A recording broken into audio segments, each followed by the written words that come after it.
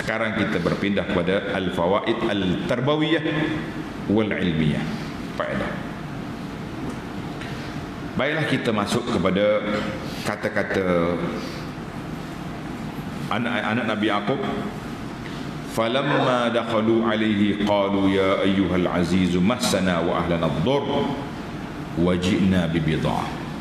Dia kata bila mereka mari jumpa Yusuf, dia pun cerita hal dia, hal mereka, hal keadaan mereka yang susah. Tuan pembesar, Tuan Menteri YBM, kalau zaman kita yang berhormat menteri, kami ni susah, makannya tak cukup, negeri kering kontan kemarau, berilah sedekah pada kami. Kata di ulama tadabbur, fihi jawazu ikhbaril insan bima yajidu. Boleh kita cerita kepada orang yang kita rasa dia boleh tolong kita. Kita beritahu hal sebenar kita, sakit ke, fakir ke, susah ke, untuk maklum saja, bukan untuk menyatakan apa ni tasakhut ni orang panggil tak sabar dah. Cerita kita pergi jumpa dengan Tok Ngulu, jumpa dengan Pak Imam, jumpa dengan orang kaya-kaya, tuan kami ni susah, makannya tak cukup, mak rumah tu sakit, ubat tak ada, boleh kita cerita. Tapi kalau cerita sebab nak marah Tuhan, kami ni orang miskin, orang apa ke dana Tuhan, tak, itu hilang sabar. Jadi kata ulama, jawazu syakwal hajat liman yurja bihu izadatu. Boleh kita cerita kepada orang yang kita harap boleh menghilangkan benda itu. Mana kita cerita kepada orang yang bertanggungjawab, cerita kepada siapa-siapa yang macam kalau kita dalam kampung kat, cerita ke Tok Mulu, cerita ke Tok Imam, cerita ke jawatan kuasa kebajikan, cerita ke anak-anak kita yang simpati, boleh. Tapi jangan syarat, dengan syarat apa? Dengan syarat tidak meratap ataupun mengamuk. Kalau mengamuk rugi, hilang pahala. Kalau mengamuk kita rugi. Sebab apa? Hilang pahala. Hilang pahala. Jadi itulah keadaannya. Itulah suasana yang berlaku. Boleh kita mengadu kalau kita betul-betul berhajat. Sebab itulah Nabi kita larang meminta-minta, kecuali orang betul-betul yang tak ada. Minta tak boleh. Minta orang panggil merayu sedekah, tak boleh lagi tu. Macam kita sini, kita tak minta, kita baklo ya. Saya nak buat bangunan, saya nak beli van, saya nak tu nak tu. Sebab itulah kita kata kita tidak merayu tuan-tuan tak. Saya kata saya buka peluang untuk tuan-tuan. Perbezaan yang ketara. Allahu Akbar. Baik, itu yang pertama, tentang keadaan itu.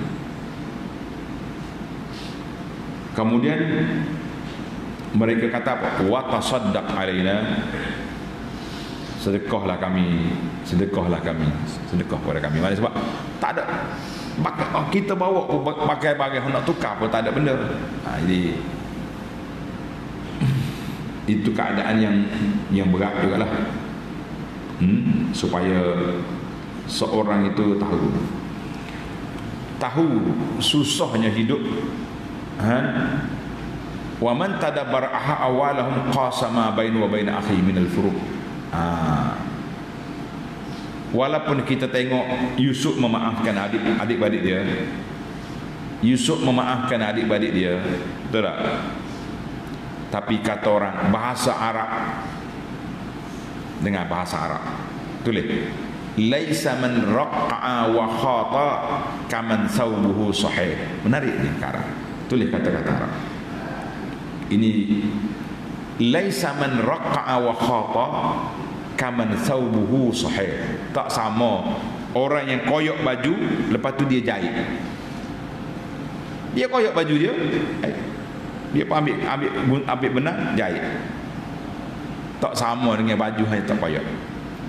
Apa ibarat? Walaupun dah minta maaf diterima, kesalahan dimaafkan, tapi kata orang parut tetap ada. Itu bahasa Melayu.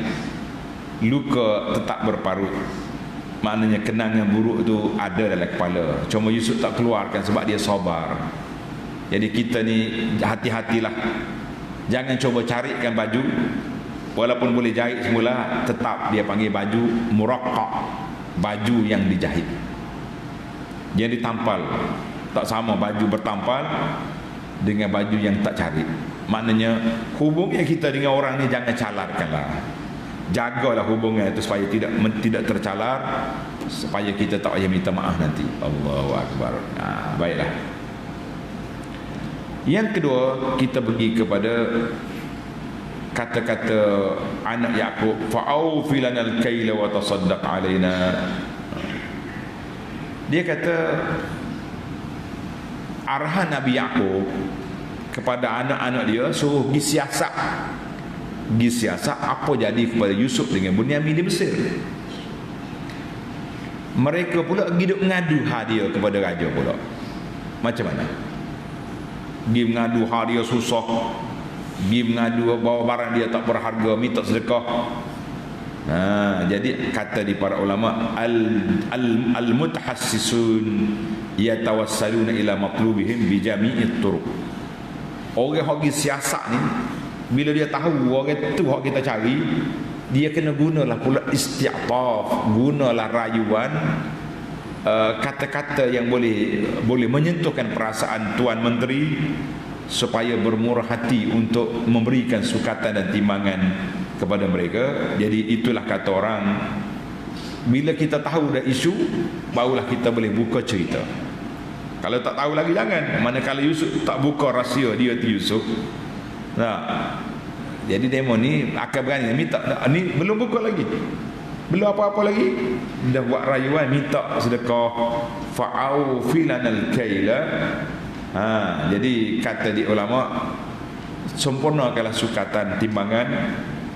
Ini bagi pihak orang yang menjual beli. Ni kata ni, kata di ahli fiqh,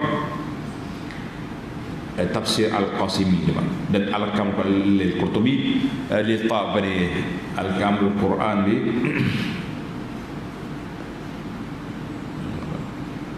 mengatakan bahawa Ibn Al-Arabi, dia kata ulama fiqh ambil kalimah fa'au filan al-kay, sempurnakan sukatan itu menunjukkan ujratul kayyali 'alal bai'.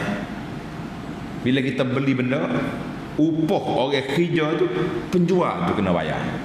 Penjual tu kena. Lah ni kadang-kadang tak, kita kena beli, kita kena bayar. Macam kita beli bagai-bagai dah. Bagai kita beli, bayaran pos, pembeli kena tanggung. Ada sepatutnya taklah dia penjual lah jual. Hanya muka dia jual bagai dah. Ni dah ni beli bagai sekotak, awak kena bayar harga pos pula RM20.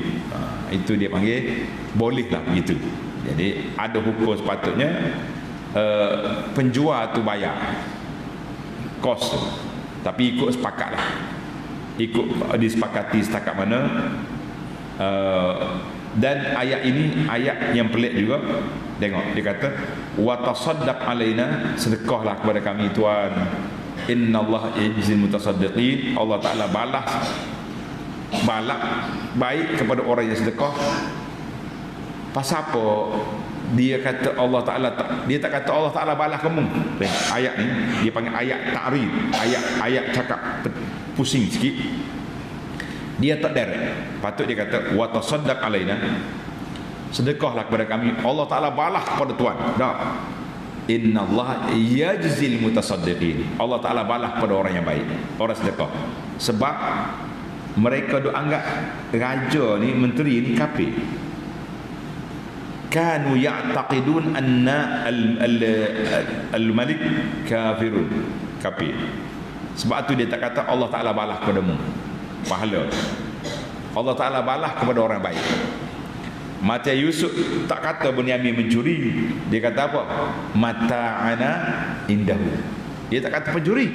Kami tak tangkap pencuri, kami nak tangkap orang yang barang kami ada dekat dia. Itu dia panggil ayat ta'rid. Dalam cerita Yusuf ni banyak sebenarnya. Pasal itulah banyak orang tulis kita ta'ammulat, nazarat fi sirat Yusuf. panjang-panjang orang tulis. Kalau orang mari penulis tak betul, tak apa, dia tak ambil cerita ni, dia ambil cerita tentang love, tentang gila kepada seks dan sebagainya. Tu hak mengarut dalam tulisan. Orang ambil ibrah-ibrah gini, tengok bahasa. Dia tak kata ni Allah Ta'ala balas kamu, Allah Ta'ala balas kepada orang yang sedekah. Sebab dia ingat kawan itu kafir. Ini bahayanya. Kita kalau tak tahu, orang yang kita tak pasti, tak usah duduk apa ni direct. Macam kita tak kenal orang ni Islam ke tidak. Kalau orang Islam kita kata Assalamualaikum. Tak tahu Islam kita kata Assalamu ala man ittaba'al huda. Allah Ta'ala beri salam sejahtera kepada orang ikut petunjuk.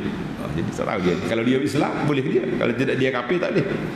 Itu dia panggil bahasa at-ta'rid. Penting. Baiklah. Kita pergi kepada yang ketiga. Qala hal antum alimtum ma fa'altum bi Yusuf. Mu tahu mu buat gapo ke Yusuf? Mu tahu apa yang kamu buat kepada Yusuf? Ketika itulah Yusuf direct qala ana Yusuf. Akulah Yusuf. Akulah Yusuf. Jadi kata di para ulama at-tasrih bil isim penting sangat. Penting bila kita nak berkenalan, sarraha bil ismi Yusuf, guna nama dia ana Yusuf. Ya betul.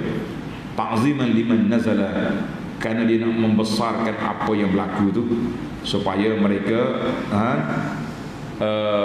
kenal betul-betul Yusuf. Dan Yusuf pun cerita kepada dia, punca kebaikan yang aku dapat ni apa dia?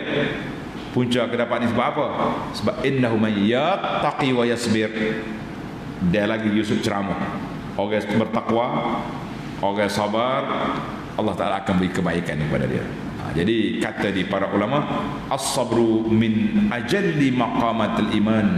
Sifat sabar adalah sifat tanda keimanan yang tahap tinggi, high class punya orang yang beriman mesti sabar. Sebab orang sabar adalah orang yang akan dapat kedudukan yang tinggi di sisi Allah Azza wa Jalla. Jom kita jadi orang yang sabar. Inna Allah yajzil mutasaddiqin. Allah Ta'ala bagi pahala kepada orang yang buat baik tadi. Jadi Masya Allah, fa inna Allah la yudhi' ajral muhsinin. Allah Ta'ala tak akan hampakan, sia-siakan pahala orang yang buat baik. Jadi Alhamdulillah Yusuf orang yang baik. Dia buat kebaikan kepada orang dan kepada semua orang yang dia jumpa. Itulah yang dikatakan bahawa keadaan Yusuf. Kemudian Yusuf yang keempat, qala la tasriba alaikumul yawm yaghfirullahu lakum wa huwa arhamur rahimin.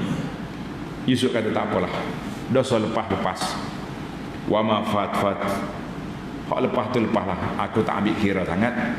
Sebab Yusuf ialah, kita boleh bayangkan dalam kepala kita tak? Kalau Yusuf tu merepak, merana, susah, dia akan marah pada abah-abah dia. Munglah hina aku gini-gini, tengok aku ni besar kepala lutut daripada kepala sendiri, susah.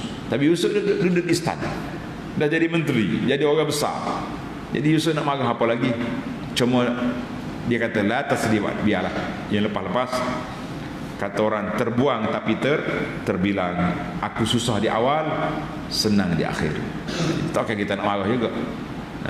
Kalau tidak abang dia campak dari telaga, tak sampai dia Mesir. Dia banyaklah hikmat-hikmatnya. Dan dia pun bagi nasihat kepada adik-adik dia bahawa cukuplah, taubat-taubatlah. Lepas pada ni jadilah orang baik, pergi taubat daripada dosa kamu, buka fail baru dalam kehidupan, iaitu apa dia, tinggalkan maksiat, tinggalkan khianat kepada orang. Cukuplah, kita pun dah tua, tak larat lagi nak berkelahi-kelahi, padalah dengan apa yang sudah ada. Jadi kita kata Alhamdulillah, itu nikmatnya berdakwah kepada orang. Baiklah, akhirnya yang kelima, izhabu biqamisi hadza, bawa baju aku ni, bawa pergi ke balik. Barang-barang kecil lah, baju dia terbesar. Kata di para ulama, kammala Yusuf sallallahu alaihi wasallam, Yusuf ni telah sempurna maratibas sabri, cukup sifat sabar cukup. Dia sabar waktu dia susah dulu. Sabar. Menanggung kesusahan. Dicampak dalam telaga.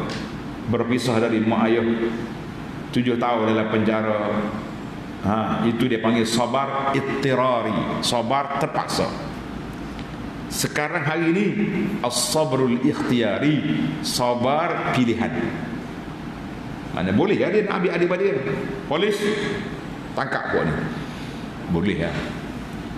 Masuk dalam penjara abang-abang aku ni. Jahat tak. Ketika dia berkuasa dia sabar, itulah dia panggil sabar ikhtiyari. Sabar pilihan, nak jadi orang sabar.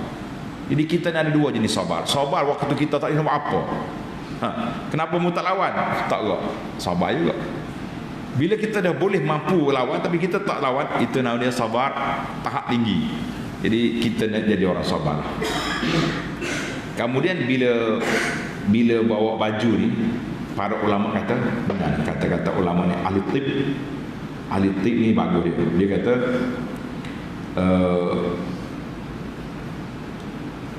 syifaul amrad, penyembuh penyakit ni, kama yakunu bil adwiyatis hiyyah, sama ada dengan ubat-ubatan, ramuan-ramuan ubat, ataupun dengan sebab-sebab lain yang Allah Ta'ala buat. Dia panggil sebab kejiwaan.